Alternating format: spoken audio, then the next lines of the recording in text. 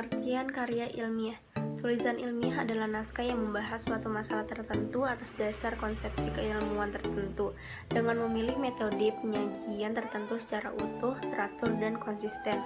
Ilmiah artinya mempunyai sifat keilmuan. Suatu karya tulis, apakah itu berbentuk laporan, makalah, buku, maupun terjemahan, baru dapat disebut ilmiah apabila memenuhi 3 syarat, yakni 1. Isi kajiannya berada pada lingkup pengetahuan ilmiah. 2. Menggunakan metode ilmiah atau cara berpikir ilmiah. 3. Sosok penampilannya sesuai dan telah memenuhi persyaratan sebagai suatu tulisan keilmuan. Selanjutnya, yang dimaksud pengetahuan ilmiah adalah segala sesuatu yang kita ketahui, pengetahuan yang dihimpun dengan metode ilmiah. Pengetahuan ilmiah ini selanjutnya disebut dengan ilmu.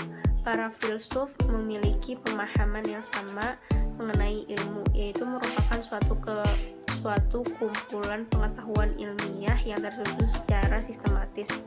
Selanjutnya, berpikir ilmiah mengandung makna bahwa orang yang berpikir ilmiah selalu memiliki sikap skeptis, analitis, dan kritis dalam menghadapi fenomena masyarakat yang terjadi. Sementara itu, dengan metode ilmiah berarti bahwa ilmu pengetahuan diperoleh dengan prosedur atau langkah-langkah dan struktur yang rasional.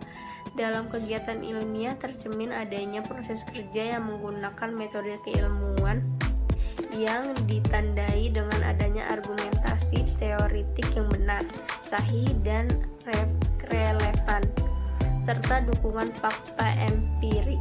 Di samping itu juga ada analisis kajian yang mempertautkan antara argumentasi teoretik dengan fakta empirik terhadap permasalahan yang dikaji.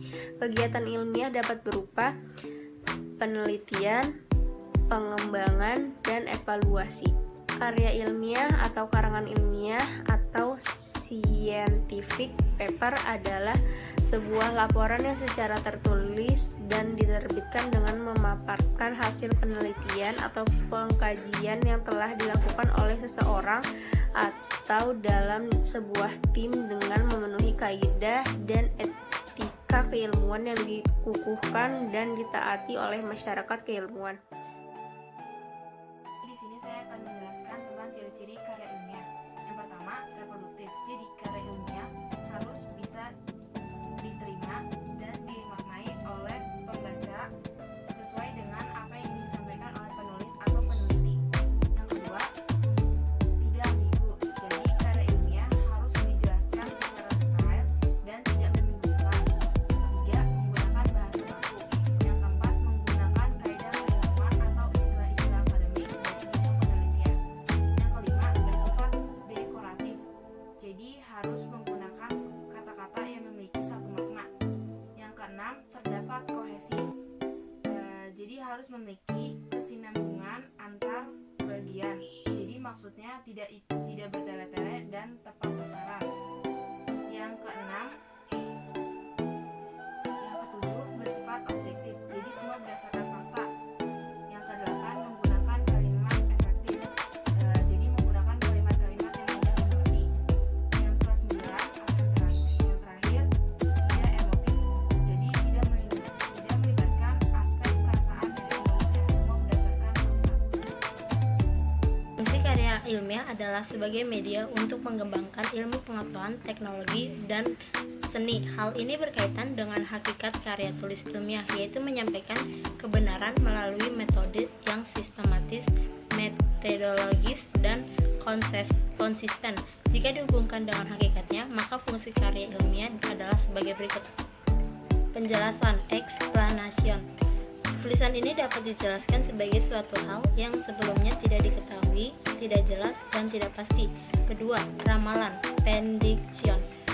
Tulisan ini dapat membantu mengantisipasi hal yang kemungkinan akan datang di masa yang akan datang. Ketiga, kontrol.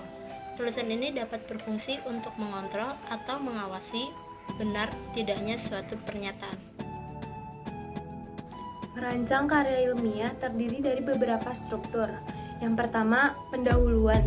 Bagian pendahuluan berisikan dasar-dasar penelitian ilmiah dilakukan, masalah yang diangkat, dan mekanisme penyelesaian masalah itu. Yang kedua, isi dan pembahasan. Bagian isi dan pembahasan ini bisa terdiri dari satu atau lebih bab. Jumlah bab pada bagian ini bergantung seberapa pelik pembedahan dan pembahasan dari bahan penelitian. Yang ketiga, kesimpulan. Bagian kesimpulan berisikan kesimpulan dari hasil analisis pada bagian isi dan pembahasan. Kesimpulan yang disampaikan pada bagian ini berupa penjelasan singkat dan padat mengenai hasil analisis. Biasanya bagian ini hanya terdiri dari satu bab.